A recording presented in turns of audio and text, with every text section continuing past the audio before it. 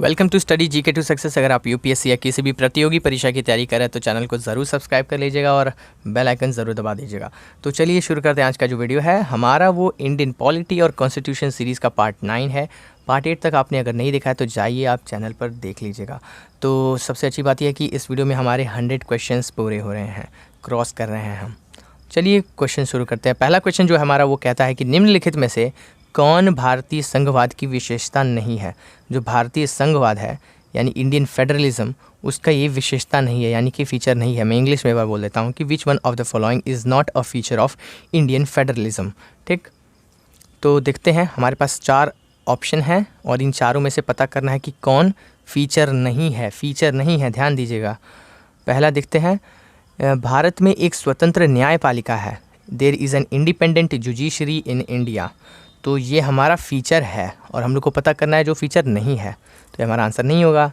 अब जो दूसरा हम लोग का जो है वो है, शक्तियों को केंद्र और राज्यों के बीच स्पष्ट रूप से विभाजित किया गया है। Powers have been clearly divided between the centre and the states. तो ये भी हमारे इंडियन फेडरलिज्म का एक फीचर है, तो ये भी नहीं होगा। अगला देखते हैं। अगला कहता है कि संघ की इकाइयों को राज्यसभा में असमान प्रतिनिधित्व दिया गया है। The federating units have been given unequal representation in the Rajya Sabha. यानी कि जो फेडरेटिंग जो यूनिट्स हैं उसके रिप्रेजेंटेशन जो हैं वो अनइक्वल हैं, यानी सभी के जो रिप्रेजेंटेटिव्स हैं, नंबर ऑफ़ रिप्रेजेंटेटिव्स वो बराबर नहीं है राज्यसभा में। वो डिपेंड करता है कि स्ट्रेंथ क्या है, पॉपुलेशन क्या है उस जगह की। तो ये भी हमारा जो है वो हमारी इंडियन फेडरलिज्म का एक फ़ीचर है।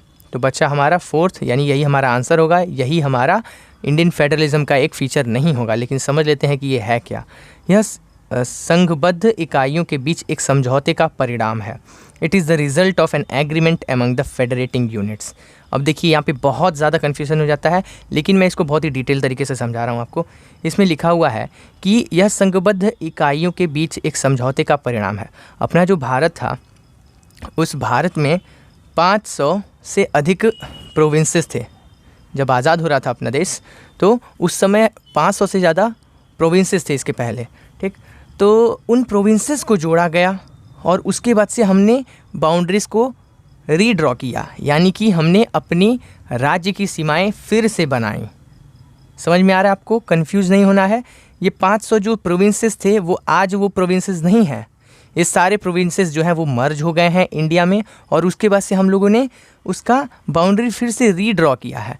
तो हम लोग ये बिल्कुल नहीं कह सकते कि वो 500 प्रोविंसेस थे। वो एक समझौता उन्होंने किया और वो आकर के हमारे इंडिया में जुड़ गया और वो एक इंडियन फेडरेशन बन गया। ऐसा नहीं है। वो आए, मर्ज हुए, लेकिन वो जिस स्थिति में उस समय थे उस स्थिति में आज नहीं है। वो बदल चुके हैं, उसी समय बदल चुके थे, उनके बाउंड्रीज़ को रीड्रॉ कर दिया गया। तो इस तरीके से हम कह सकते हैं कि it is not the result of an agreement among federating units. जो फेडरेटिंग यूनिट्स थे 500 से ज़्यादा, वो उनके एग्रीमेंट पे नहीं हुआ था। ये मतलब समझ रहे हैं कि हाँ, हमारा जो देश है, हमारा प्रोविंस इतना है, ठीक है, मैं अपने प्रोविंस को आपकी प्रोविंस के साथ जोड़ करके, मतलब हम सब एक साथ मिल करके एक इंडिया बना लेते हैं। ऐसा नहीं हुआ था।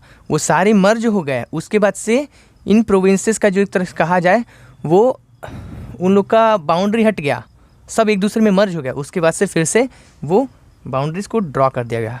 ठीक है, आपको समझ में आ गया होगा, आशा करता हूँ। नहीं समझ में आया होगा तो कमेंट में ज़रूर बता दीजिएगा, हम क्लियर कर देंगे। लेकिन मुझे लगता है आपको समझ में आ गया होगा, बहुत अच्छे तरीके से मैंने समझा दिया। तो हमारा जो आंसर है वो हमारा डी होगा, क्योंकि ये इंडियन फेडरलिज्म का ये फीचर नहीं है, ये गलत है। ठीक, अगले क्वेश्चन पर चलते हैं। भारत के संविधान की प्रस्तावना में निम्नलिखित में से कौन सा उद्देश्य सन्निहित नहीं है? Which one of the following objectives is not embodied in preamble to the constitution of India. अब ये कहता है कि हमारी प्रस्तावना में, यानी हमारे प्रीएम्बल में कौन कौन सा, जो नीचे हम लोग को 4 ऑप्शन दिए गए हैं, इन सभी चारों में से कौन कौन सा ऐसा जो उद्देश्य है जो हमारे प्रीएम्बल में नहीं है। तो नज़र डालते हैं इन उद्देश्यों पर। पहला कहता है कि विचार की स्वतंत्रता, लिबर्टी ऑफ थॉट। दूसरा कहता है इकोनॉमिक लिबर्टी। तीसरा कहता है लिबर्टी ऑफ एक्सप्रेशन। चौथा कहता है लिबर्टी ऑफ बिलीफ। तो बता दें आपको आंसर होगा इकोनॉमिक लिबर्टी। इकोनॉमिक लिबर्टी का जो है वो हमारे प्रस्तावना में यानी हमारे प्रियम्बल में उसको इंक्लूड नहीं किया गया है, उसको एम्बॉडीड नहीं किया गया, यानी उसको हम लोगों ने सन्निहित नहीं किया है अपने प्रियम्बल में। ठीक, तो आंसर जो है वो हमारा होगा बी, आर्थिक स्वतंत्रता। बढ़ते हैं अब हम लोग अपने अगले क्वेश्चन पर।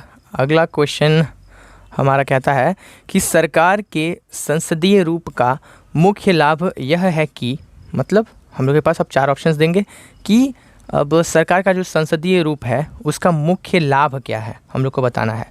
हो सकता है इसमें से कोई लाभ हो, लेकिन हम लोग को मुख्य लाभ बताना है। ठीक, सबसे major, the main advantage of parliamentary form of government is that, पहला ऑप्शन पढ़ते हैं, कार्यकारी और विधायिका स्वतंत्र रूप से काम करते हैं। The executive and legislature work independently. दूसरा ऑप्शन ये कहता है कि यह नीति की निरंतरता प्रदान करता है, को निरंतरता यहाँ पे को होगा, को निरंतरता प्रदान करता है और अधिक कुशल है। It provides continuity of policy and is more efficient. अगला ऑप्शन कहता है कि कार्यपालिका विधायिका के प्रति उत्तरदायी रहती है, और इंग्लिश में बता दूं तो the executive remains responsible to the legislature. Option D कहता है कि सरकार का प्रमुख बिना चुनाव के नहीं बदला जा सकता। The head of government can not be changed without election. तो इसका मैं बता दूं, इसका जो करेक्ट आंसर होगा वो है ऑप्शन सी। ऐसा क्यों? ऐसा इसीलिए क्योंकि इसमें लिखा हुआ है कार्यपालिका जो है वो विधायिका के प्रति उत्तरदायी रहती है। ये सबसे ज़्यादा इम्पॉर्टेंट एडवांटेज है हमारे संसदीय रूप का। ठीक, अब कार्यपालिका विधायिका के प्रति उत्तरदायी रहती है, इसका क्या मतलब होता है? इसका मैं मतलब आपको बता देता हूँ। जैसे कि जो कार्यपालिका है यानी कि जो एग्जीक्यूटिव है वो विधायिका के प्रति उत्तरदायी रहती है, यानी कि लेजिस्लेचर के प्रति वो उत्तरदायी रहती है। इसका मतलब ये हुआ कि जो पार्लियामेंट है यानी संसद है उसके पास अधिकार है कि वो सरकार को उसके कार्यों और उसकी मतलब गलतियों यानी जो उसने चूक किए हैं, गलतियां की हैं, उनके दोनों चीज़ों पर नज़र रखे, और उसके बाद से अगर उन्होंने कोई गलतियां की हैं तो वो उसके लिए उसको जिम्मेदार ठहराए। जो समीक्षाएं जो होती हैं बड़ी अच्छे तरीके से हो जाएंगी। ठीक, तो बढ़ते हैं हम लोग अपने अगले क्वेश्चन पर। अगला क्वेश्चन कहता है भारत के संदर्भ में निम्नलिखित में से कौन सा अधिकार और कर्तव्य के बीच सही संबंध है? अब भारत के संदर्भ में अब हम लोग के पास संबंध बताए गए हैं 4। बताना है कि कर्तव्य और अधिकार के बीच कौन सा संबंध सही संबंध है। In the context of India which one of the following is the correct relationship between rights and duties. अगर आपने मेरा राइट्स और ड्यूटीज़ के बीच में रिलेशन का जो वीडियो नहीं देखा है तो आप जा करके देख सकते हैं। चैनल पर सबसे पहला वीडियो वही है, जा करके देखिएगा, आपको बहुत अच्छा लगेगा।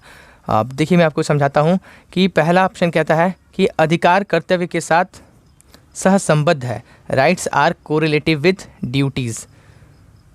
तो बता दूं कि आंसर यही है कि जो राइट्स हैं वो ड्यूटीज़ के साथ कोरिलेटिव हैं, यानी अगर आप राइट्स अपने ले रहे हैं तो आपको आपकी ड्यूटीज़ भी निभाने पड़ेंगे। इसको मैंने बहुत अच्छे तरीके से कवर किया, आप वीडियो जा करके देखिएगा, बहुत अच्छा लगेगा। लेकिन हम लोग अगले ऑप्शंस को भी देखेंगे। अगले ऑप्शन में क्या लिखा है कि अधिकार व्यक्तिगत है और इसलिए समाज और कर्तव्यों से स्वतंत्र है। ऐसा कह रहा है कि अधिकार जो है वो पर्सनल होता है और सोसाइटी और ड्यूटी से ये अलग होता है। लेकिन बता दें कि इंडियन कॉन्टेक्स्ट में यानी भारत के संदर्भ में ये गलत है, बिल्कुल भी गलत है। भारत में इसको ऐसी मान्यता नहीं दी जाती है। अगला ऑप्शन कहता है कि अधिकार कर्तव्य नहीं, नागरिक के व्यक्तित्व की उन्नति के लिए महत्वपूर्ण है। Rights not duties are important for advancement of personality of citizen. यानी कह रहा है कि सिर्फ राइट्स ही ज़रूरी हैं किसी भी इंसान के पर्सनालिटी को सुधारने के लिए। तो बता दूं ये तो साफ ही साफ गलत दिख रहा है। ड्यूटी नहीं करेगा भाई तो उसका पर्सनालिटी कैसे ग्रो करेगी, कैसे वो आदमी रिस्पॉन्सिबल बनेगा। अगला ऑप्शन देखते हैं, कहता है कि कर्तव्य अधिकार नहीं, यानी कर्तव्य राज्य की स्थिरता के लिए महत्वपूर्ण है। यानी ड्यूटीज़ जो हैं वो are important for stability of a nation या of a state, not rights. यानी जो कर्तव्य हैं वही हमारे जो देश है उसके लिए इम्पॉर्टेंट है, उसके स्टेबिलिटी के लिए इम्पॉर्टेंट है।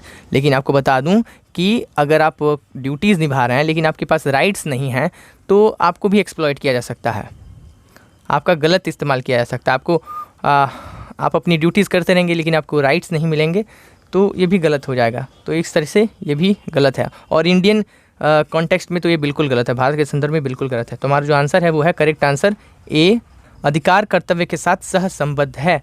Rights are correlative with duties. अगर आप राइट्स ले रहे हैं तो आपको आपकी ड्यूटी भी बन जाती है। मैं एक छोटा सा एग्जांपल दे देता हूँ कि जैसे कि आपके पास राइट है वोट करने का, आपके पास हक है कि आप चुन सकते हैं अपना नेता, ठीक, ये आपकी राइट्स हो गए।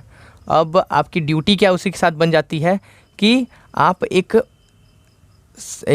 लायक एक उम्मीदवार ढूंढे, एक ऐसा नेता ढूंढे कि जो हमारे देश को आगे ग्रो करने में हेल्प करे।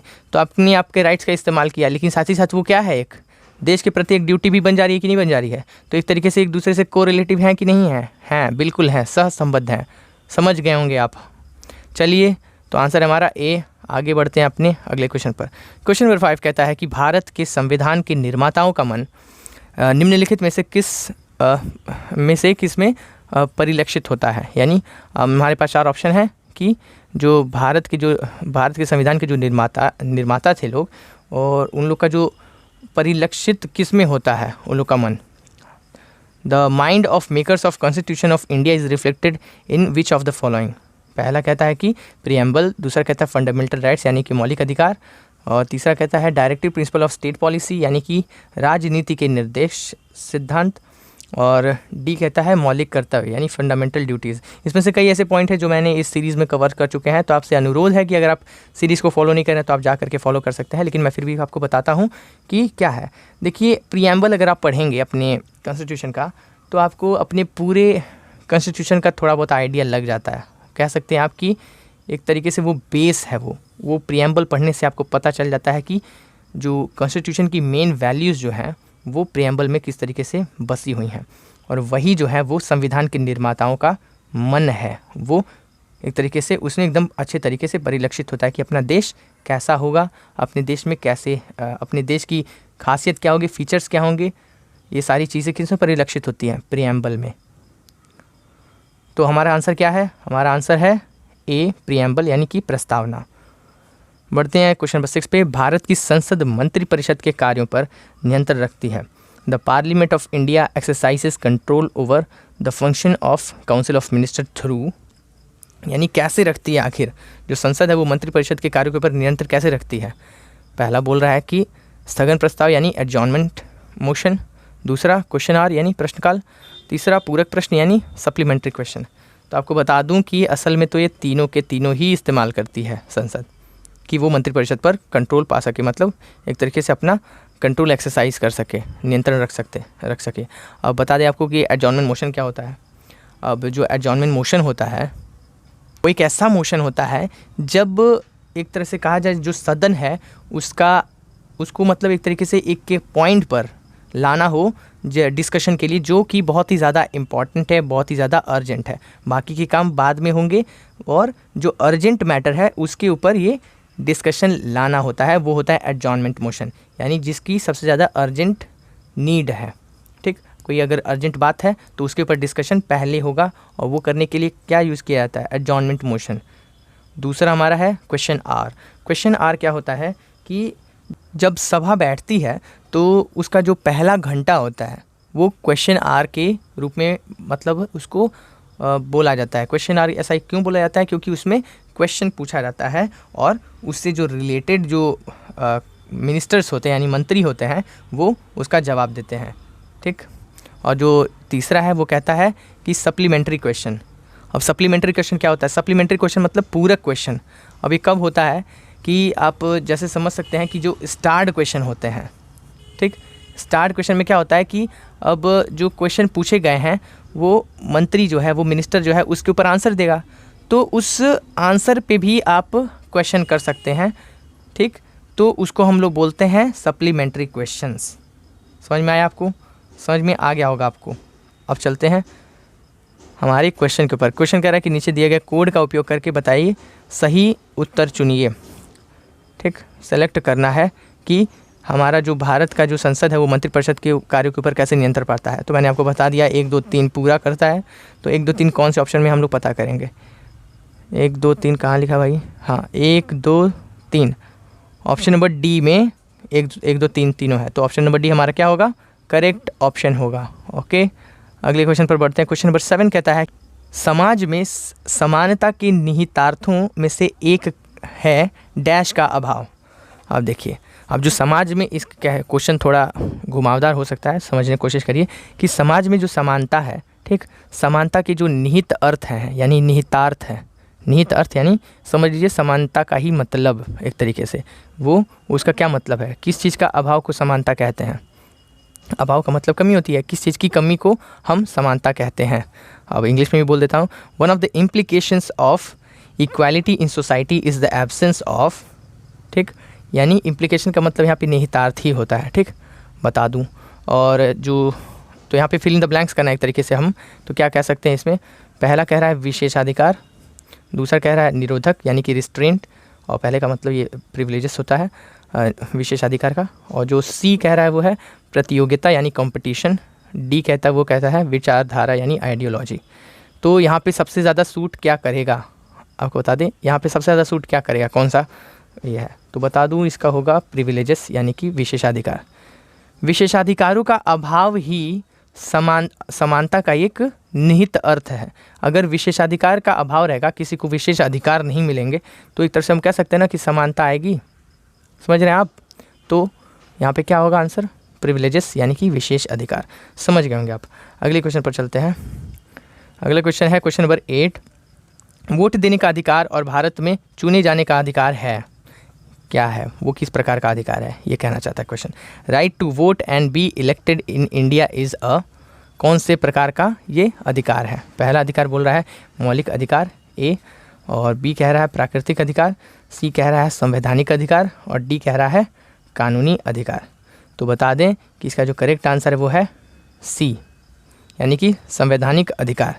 ये संविधान हम लोग को अधिकार देता है, ये संवैधानिक है यानी कॉन्स्टिट्यूशनल राइट, ये कॉन्स्टिट्यूशनल राइट है कि हम वोट करें और साथ ही साथ हम चुने भी जाएं। चुने भी जाएं का मतलब यहाँ पे ये है कि हम इलेक्शन में उठ सकें। ये क्या है, एक कॉन्स्टिट्यूशनल राइट है, कॉन्स्टिट्यूशनल राइट है। ओके, ये हमारा फंडामेंटल राइट नहीं है, नेचुरल राइट नहीं है, ये एक लीगल राइट भी नहीं है, ये कॉन्स्टिट्यूशनल राइट है। ठीक, समझ में आया आपको। आगे बढ़ते हैं हम लोग अपने 9th क्वेश्चन पर। निम्नलिखित कथनों पर विचार करें। Consider the following statements. पहला स्टेटमेंट देख लेते हैं तब। लोकसभा या राज्य विधानसभा के लिए चुनाव में जीतने वाले उम्मीदवार को कम से कम 50% मत प्राप्त होने चाहिए, जिससे निर्वाचित घोषित किया जाना चाहिए। In the election of Lok Sabha और state assembly the winning candidate must get at least 50% of votes polled to be declared elected. अगर उससे यह घोषित होना है कि हाँ मैं इलेक्टेड हो गया हूँ, तो उसे कम से कम 50% वोट अपने खाते में लेने होंगे, ऐसा एक स्टेटमेंट कह रहा है। ठीक, अभी बताते हैं, इसके ऊपर हम लोग डिस्कस करेंगे। दूसरा स्टेटमेंट क्या कह रहा है कि भारत के संविधान में दिए गए प्रावधानों के अनुसार लोकसभा में स्पीकर का पद बहुमत पार्टी या विपक्ष को उप स्पीकर को जाता है। मतलब समझ रहे हैं यहाँ पे, ये कह रहा है कि जो बहुमत पार्टी होगी लोकसभा में, वो स्पीकर का पद उसकी मेंबर को जाएगा, और जो अपोजिट पार्टी होगी यानी विपक्ष का जो पार्टी होगी उसको ये उप स्पीकर का जो पद होता है वो दिया जाए।